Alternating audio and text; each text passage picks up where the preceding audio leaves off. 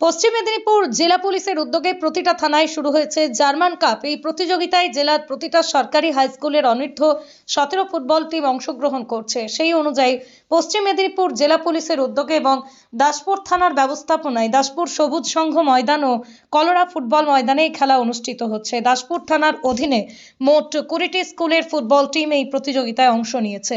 এখান থেকে দুটি দল মহকুমা স্তরে অংশগ্রহণ করবে। সেখান থেকে জেলা স্তরে বাছাই করা ফুটবল খেলোয়াড়দের উন্নত মানের প্রশিক্ষণ দেওয়া হবে। এই প্রশিক্ষণের মাধ্যমে স্কুলের এই প্রতিভাবান ফুটবল খেলোয়াড়রা ভবিষ্যতে একাধিক জায়গায় বড় টুর্নামেন্টে খেলায় অংশগ্রহণের সুযোগ পাবে। পশ্চিম মেদিনীপুর জেলা পুলিশের উদ্যোগে এবং বিভিন্ন থানার সহযোগিতায় স্কুল পড়ুয়াদের নিয়ে এই ফুটবল প্রতিযোগিতার আয়োজনকে সাধুবাদ জানিয়েছেন এলাকার সর্বস্তরের মানুষ। এলাকার সাধারণ মানুষের বক্তব্য, পড়াশোনার পাশাপাশি পুলিশ প্রশাসন যেভাবে খেলাধুলাকেও গুরুত্ব দিয়ে দেখছে, তাতে করে আগামী দিনে খেলাধুলার মাধ্যমে যে ভবিষ্যৎ গড়া সম্ভব তা স্পষ্ট হয়ে উঠেছে।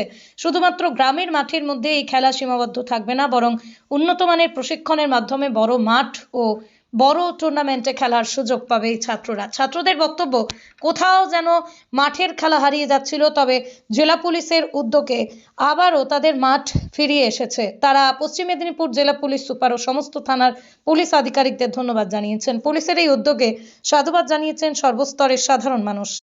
পশ্চিম মেদিনীপুর জেলা পুলিশের উদ্যোগে আমাদের মাননীয় পুলিশ সুপার মহাশয়ের নির্দেশে আমরা এই মহকুমা, ঘাটাল মহকুমা তথা জেলার সর্বত্র আমরা এই প্রতিযোগিতাটা শুরু করেছি। আন্ডার 7 টুর্নামেন্ট আছে, আন্ডার 17 টুর্নামেন্ট আছে।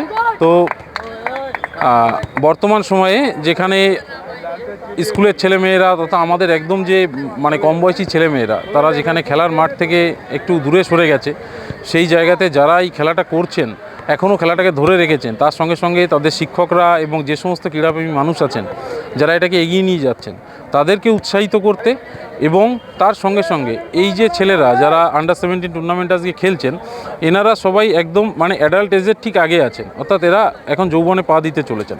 তো তাদের সঙ্গে যে পুলিশের যে রিলেশনশিপ, সেই রিলেশনশিপকে এস্টাবলিশ করতে আমাদের এই টুর্নামেন্টের আয়োজন। এই টুর্নামেন্টটি এখন থানা লেভেলে, আজকে আমরা এখানে দাসপুরে আছি, থানা লেভেলে আমাদের খেলাগুলো চলছে, এরপর মহকুমা লেভেল এবং তারপর জেলা স্তরেও কিন্তু এই খেলাটি অনুষ্ঠিত হবে। এবং সর্বশেষ আমাদের যে পরিকল্পনা আছে সেটা হচ্ছে বাছাই খেলোয়াড় কিছু, আমরা যারা খুব ভালো খেলোয়াড় যে বাছাই আমরা পাবো, তাদের জন্য বিশেষ প্রশিক্ষণের ব্যবস্থা করা হবে। ধন্যবাদ জানাই আমরা ক্লাবের পক্ষ থেকেও ওনাদেরকে, কারণ আন্ডার 17 যে ফুটবল, এখান থেকে অ্যাকচুয়ালি ছেলেরা তৈরি হয় এবং এখান থেকে ভবিষ্যতে ফুটবলার তৈরির এটা একটা দারুণ পথ।